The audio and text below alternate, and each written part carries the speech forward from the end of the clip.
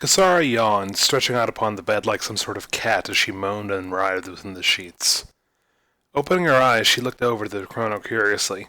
It was technically mid-morning for the ship's day cycle, which was set to Coruscant Standard. When they got close to the Koros system, it would be switched over to the same time as Koros Major. She sat up and stretched again. She wasn't tired. She might as well put on and go explore the ship. After all, this was a luxury liner. There would be plenty of things for her to do. Getting out of bed, she went to her closet, a full walk-in affair that she absolutely adored, nothing like the stuffy cloister that she had to live in at the temple. That was one of the many reasons why she'd been so delighted to learn that Fern had an apartment on Coruscant, and why she spent most of her time living with her friend rather than at the Jedi Temple. Sooner or later she'd have to find a place of her own. She wasn't quite sure what that would be yet, but that was something to consider for later. At the moment she was considering what to wear aboard the ship. She considered wearing some of her new wardrobe, but decided against it. If she was going to wear any of that, it would be best to break it in at the royal functions she was supposed to attend. The shock and awe effect on Ka would be worth that wait, she decided, and so she settled on her current attire, choosing thigh-high boots, shorts, and a top with a gap that showed off her collar and shoulders with a band wrapping around her neck. She posed for a moment in front of the full-length mirror, admiring herself and secretly hoping that she could get Ka to react a little bit. Failing that, though, she settled for a few envious glances from some of the other travelers. She wasn't going to be picky as long as she knew that people were appreciating the effort she was going to. Donning her headdress, she left her cabin and strode down the hallway towards Ka's cabin. When booking the rooms, she'd made sure that they weren't too far apart, no reason to be isolated when they were expected to work together, after all. Stopping outside his door, she knocked. "Ka," she called, "are you in there?" There was no response, and for a moment Kesarah wondered if perhaps her partner had already gone out. Then she recalled the wealth of knowledge Ka seemingly had at his disposal and almost laughed at herself. Of course he wasn't out. He was probably in there meditating or something silly like that. She keyed the chime. "Ka," she called, "come on out. I'm bored." She was about to call a third time when the door slid open and Ka stood there in his Jedi attire looking at her curiously. "Hello, Knight Diligus," he said with a cheerful smile. "Did you want to join me?" "Please tell me you aren't meditating in there," Kesarah said in exasperation. "I was," Ka replied with a shrug. "Did you need something?" Kesarah felt mild irritation that Ka hadn't so much as commented on her outfit. In fact, he didn't seem to be taking any notice of it whatsoever, much to her annoyance. He was going to be one of those Jedi.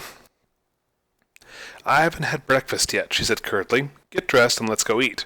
Ka looked down at his Jedi attire, the beige tunic and pants with brown boots so common within the temple.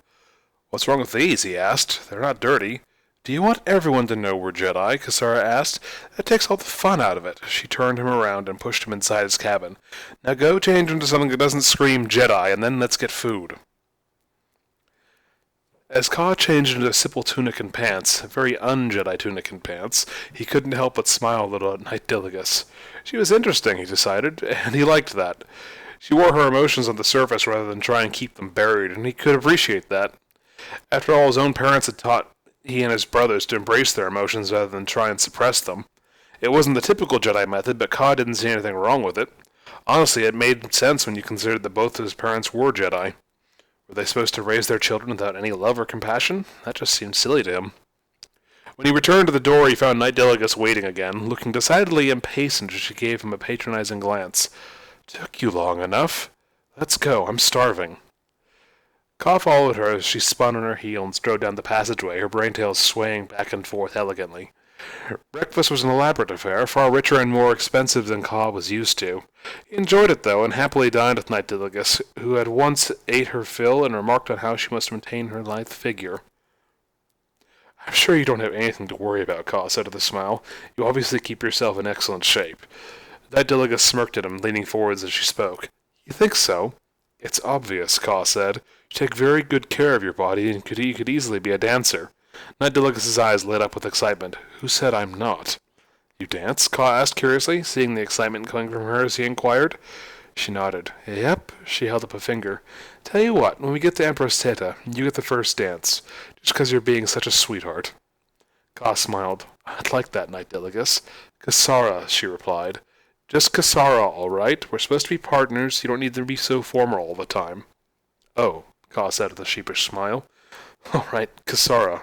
What now? Are you going back to your room?" Are you kidding? Kesarah asked with a laugh. Ka, we're on a luxury liner. Would you go back to your room?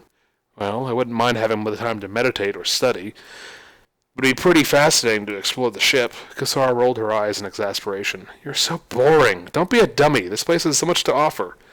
Like? Ka asked, his curiosity piqued by Kesarah's excitement. Oh, for the love of the Force. Kesarah sighed as she stood up and took a hold of Ka's arm. Come on, I'll show you. Ka followed Kesarah through the liner's interior, riding the turbolift up to the top of the concourse. Once there, they found themselves in a vast casino, built beneath a transparent steel dome that looked out into the blue warp of hyperspace. Whoa, Ka said as he looked around at the blaze of lights and sounds of the casino beneath the swirling blue lights. Yep, Kesarah said. Come on, we're going to have some fun. She once more led the way to the credit machine, taking out her chit and inserting it into the slot. Should you be doing that? Ka asked worriedly. We're not supposed to use it for that. How are they going to know? Kesarah asked with a laugh. Besides, it's not like we're not going to make it back. She nodded down at his pocket. You going to get yours out? No, Ka said with finality. Kesarah sighed and shrugged. Your loss. I promise you're missing out. Ka said nothing, watching as Kesarah retrieved her credit tokens and proceeded out onto the game floor. Reluctantly, Ka followed, wondering just what she intended to do. Despite Ka being a stickler, Kesarah was able to enjoy herself as she found several games of chance where she could put her Force talents to use. Several adjustments of the game enabled her to win far more than she should have. She wasn't stupid, though. She made sure that she lost more than she won, only winning when the big breaks came so that she could recoup her losses. It was genuinely a lot of fun, the only damper on her playtime being her partner, who watched it all with a seemingly judgmental air. Let him judge, she fumed silently to herself. She was the one who was making all the money, after all. It wasn't until she sat down at a card table that Ka began to take an interest in what she was doing, as she joined the game in progress, smiling confidently at her opponents as she took her hand. Hope you're ready to lose, missy, said a leering Bothan. Kesarah smiled at him sweetly. I'm sure you wouldn't pick on a girl, she pouted playfully. I'm just trying to make a few creds. He gazed at her eagerly. I can think of a way for you to earn some easy money. Kesarah smiled at him wickedly, baring her teeth. Careful, I bite. Despite the rather obnoxious Bothan, Kesarah enjoyed herself in her first few hands, aware of Ka's presence just behind her. She honestly appreciated that he hadn't just left her to her own devices. Some of the looks she was getting from her fellow card players were a little worrisome, especially the Bothans. It was on the fifth hand that a voice murmured in her head, causing her to jump in startlement. Don't raise, he's got a winning hand. She stopped in mid-motion, set to raise her bet against her opponents, but for the voice in her mind. Don't, it urged her. You'll lose the hand. Kesarah frowned, wanting to turn and look at Ka, but worried about giving something away. She hovered on the edge of action for a moment, wondering what she should do. Trust me, the voice urged. Kesarah swallowed, licking her lips as her legu twitched uncertainly. Come on, missy, the Bothan urged. Place your bet.